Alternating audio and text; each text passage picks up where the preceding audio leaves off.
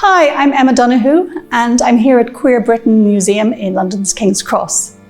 I've written lots of novels based on the real lives of quite obscure or forgotten people, especially women, often marginalised in various ways, from an 18th century servant girl charged with murder in Slammerkin through to a cross-dressing frog catcher in frog music. And for Learned by Heart, I've focused on two extraordinary women in their adolescence, Anne Lister, the Yorkshire diarist, and her first lover, Eliza Raine. In 1990, I walked into a bookshop in Cambridge to get out of the rain, and I found Helena Whitbread's first groundbreaking volume of excerpts from the Anne Lister diaries, I Know My Own Heart, and it changed my life. I found myself writing my first non-fiction book to work out what Anne Lister could possibly have read to give herself this confident lesbian identity, circa 1817, and I wrote my first play, an adaptation of Helena's collection of excerpts. And I always remained preoccupied with one question, which was Anne Lister's first love affair at school in York in 1805 with this fascinating figure, Eliza Raine, who was a girl sent from India at the age of 6. She was an illegitimate, mixed-race orphan heiress, and she and Anne fell madly in love in an attic room called the Slope at school. So one thing I really found interesting in researching this novel was to look at a side of Anne Lister, which is so much before the Anne Lister we know from the amazing BBC series Gentleman Jack, when Anne was still more uncertain, more questioning, more open. Later on, she really hardened into this Tory landowner, bullying her tenants into voting for her side.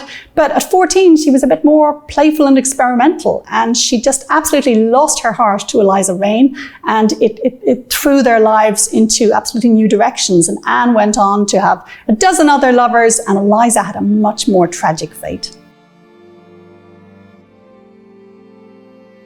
All the decades I was planning Learned by Heart, I thought it would be a novel about Anne Lister and Eliza Raine, probably using the perspectives of both.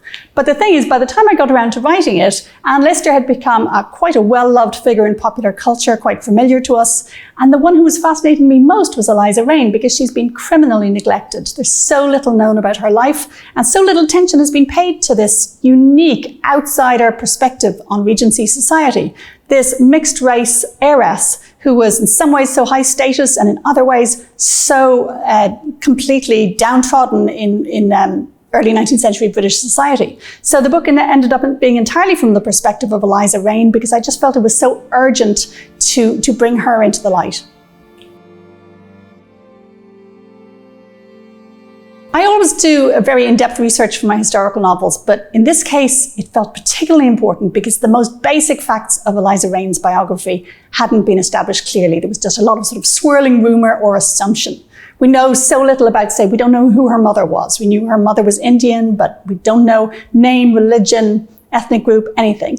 Luckily, I was never working alone. By great good fortune, my own partner, Chris Wilston, was working on a non-fiction essay about Eliza Raine. She and I, during COVID, would swap new discoveries over lunch every day. And there are lots of other scholars out there who knew about some aspect of Eliza's story, from being sent on the ship to England at 6, right through to the confusion over her wills and her money. And they all helped me when I got in touch.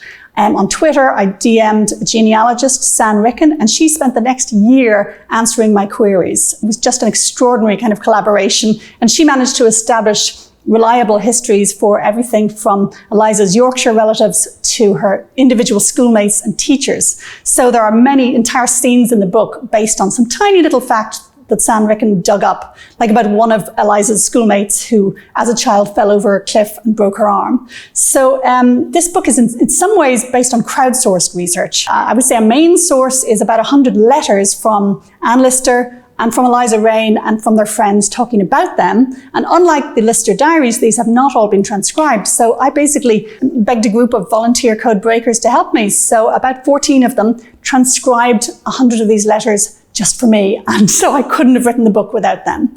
It's an amazing worldwide community and fandom, which actually, in a kind of a feedback loop, manages to improve the archives and accessibility of the archives, as well as benefiting from things made with those archival sources, such as the extraordinary BBC series Gentleman Jack. So this book has ended up being a real labour of an entire community, and I'm so grateful. There were lots of surprise findings in the research that I did with the help of all these other scholars. Eliza, it turns out, got to England at 7, so really early, long before we knew. So she was really thoroughly Englished. The paradox is that she was culturally completely English and so cut off from her Indian side, not in touch with any of her mother's family, really horribly isolated from her Indian background. And yet she was in this paradoxical position in York of being, one of the only brown faces around town. So I found that really interesting. There's also a fascinating moment after Anne Lister had, gradually dumped Eliza Raine, when Eliza really decided she was madly in love with this particular man, and kept writing to Anne to try and sort of rouse Anne's jealousy by telling her about it. Something else I found intriguing is that after Eliza had been in the asylum for a long time, Anne Lister really tried to set herself up as the heir to inherit Eliza's fortune. She actually told her lawyer to, if Eliza dies first, claim her fortune for me. That's something I hadn't known before. So there were many surprises as I went along, and more I got fascinated by Eliza as this very fresh perspective on society. And she was, mentally really intriguing, because you can see signs of that mental illness, whatever it was, coming in early. You can see instability, but you can also see that she's intelligent and witty and emotional and a good writer. Of the two main characters in my new novel, Learned by Heart, Anne Lister is the obvious rebel, right?